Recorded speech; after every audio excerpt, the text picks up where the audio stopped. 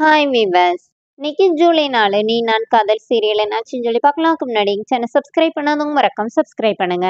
இன்னைக்கு என்ன அப்படின்னு சொல்லி பார்த்தீங்கன்னா, ராகவ் வந்து அபியை வந்து அவங்களோட ரூம்க்கே கூட்டிட்டு வந்துடுறாரு. அப்புறமா போய் தண்ணி குடிக்கலாம் அப்படி சொல்லிட்டு பாட்டில தண்ணி எடுக்கும்போது அங்கே அந்த பேப்பர் இருக்குது. அவங்க சித்தி வந்து வச்சுட்டு போனாங்கல்ல, அந்த லெட்டர் இருக்குது. அதை வந்து ராகவ் ஃபர்ஸ்ட் பார்த்துட்டு கண்டுக்க மாட்டேங்கிறாரு. அப்புறமா என்னவா இருக்கும் சொல்லிட்டு அதை எடுத்து படிக்கும்போது அதை அபி கிட்ட நின்று படிக்கிறாரு. அதுல வந்து அபி என்ன எழுதியிருக்காங்கன்னா, என்னால அவரை மறக்க முடியாது. எனக்கு லைஃப்னு ஒண்ணு இருந்தா, அது அவர் கூட தான். நான் அவர் கூடயே போறேன். அப்பா என்ன மன்னிச்சிருங்க. எப்படியும் நான் போறது உங்க எல்லாருக்கும் பெரிய அதிர்ச்சியா தான் இருக்கும். ஆனா என்ன மன்னிச்சிருங்க. என்னால அவர விட்டுட்டு வாழ முடியாது. அப்படிங்கிற மாரி அந்த லெட்டர்ல வந்து எழுதியிருக்காங்க.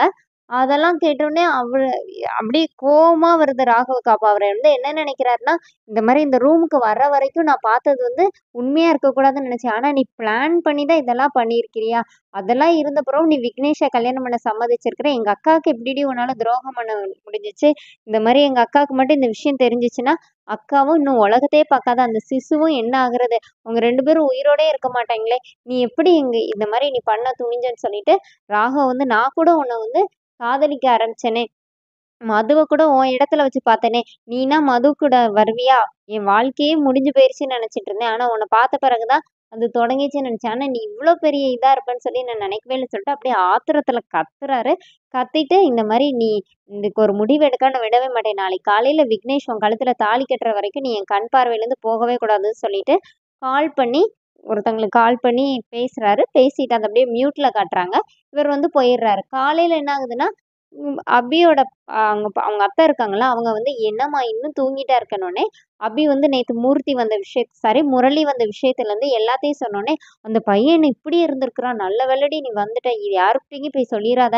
அப்புறமா சொன்னேன்னா, நீ எதுக்கு கல்யாணம் நின்ன பையன போய் பார்க்க போனன்னு உன்ன தான் தப்பா சொல்வாங்க. நீ மொத போய் ரெடி ஆகு" அப்படின்னு சொல்லிட்டு அவங்க சொல்லிட்டு போயிர்றாங்க. இங்க என்ன ஆகுதுன்னா, ராகவ் வந்து போலீஸ வர சொல்லியிருக்கிறாரு. அப்புறமா அவங்க வந்து என்னன்னு கேட்குறாங்க. இந்த மாரி பாதுகாப்புக்காக அவங்க போய் நிக்கிறாங்க. இங்க என்ன ஆகுதுன்னா, ரூம்ல வந்து அனு ரெடியாயி நிக்கிறாங்க. அப்ப ஆகாஷ் வராரு. "உங்ககிட்ட கொஞ்சம் பேசணும்னோனே" என்னன்னு கேட்குறாங்க.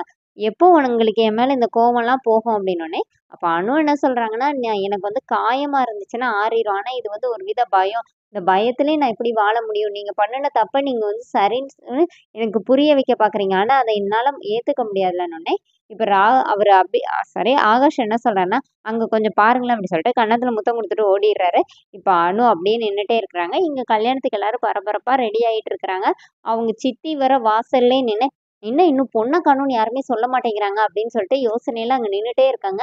அப்ப 2 பேர் ரூம்லேருந்து வெளியில வராங்க. "என்னம்மா பொண்ணு ரூம்லேருந்து இப்படி பதட்டமா வர்றீங்க?" அப்படி சொல்லிட்டு கேட்டோனே, "இல்ல இன்னும் இந்த அனு சாரி அபி ரெடி ஆகவே இல்ல. அதனால தான் நாங்க பார்த்துட்டு அவள வர கூட்டிட்டு வர சொன்னாங்களா, பதட்டத்துல போறோம்" அப்படின்னோனே, "என்னது அவ உள்ள இருக்காளா?" அப்படின்னு சொல்லிட்டு அவங்க அதிர்ச்சி ஆகுறாங்க. இந்த முரளி பையன மாரி சொதப்பல் கேஸ் இல்லவே இல்லன்னு சொல்லிட்டு கால் பண்ணி பார்க்குறாங்க. இங்க என்ன ஆகுதுன்னா, முரளி வேற இந்த ஸ்னோ பாம் அத கொண்டுட்டு வந்துட்டு இருக்கிறாரு.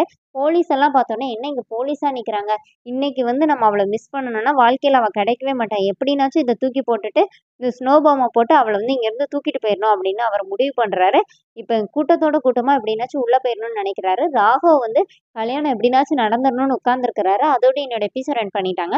நாளைக்கு என்னன்னா, அபி வந்து மணமேடைக்கு வந்து உட்கார்றாங்க. விக்னேஷ் வந்து "அழகா இருக்கீங்க" அப்படின்னு சொல்லிட்டு தாலி கட்டுறதுக்காக தாலி எடுத்து கழுத்து வரைக்கும் வச்சுட்டாங்க. எல்லாரும் அச்சத தூவுறதுக்கு ரெடியா இருக்கிறாங்க. இப்ப யாரோ ஒருத்தங்க "நிறுத்துங்க, ஒரு நிமிஷம்" அப்படின்னு சொல்லிட்டு யாரோ சொல்றாங்க. எல்லாரும் அதிர்ச்சியில திரும்பி பார்க்குறாங்க. அதோட இன்னையோட ப்ரோமோ எண்ட் பண்ணியிருக்காங்க.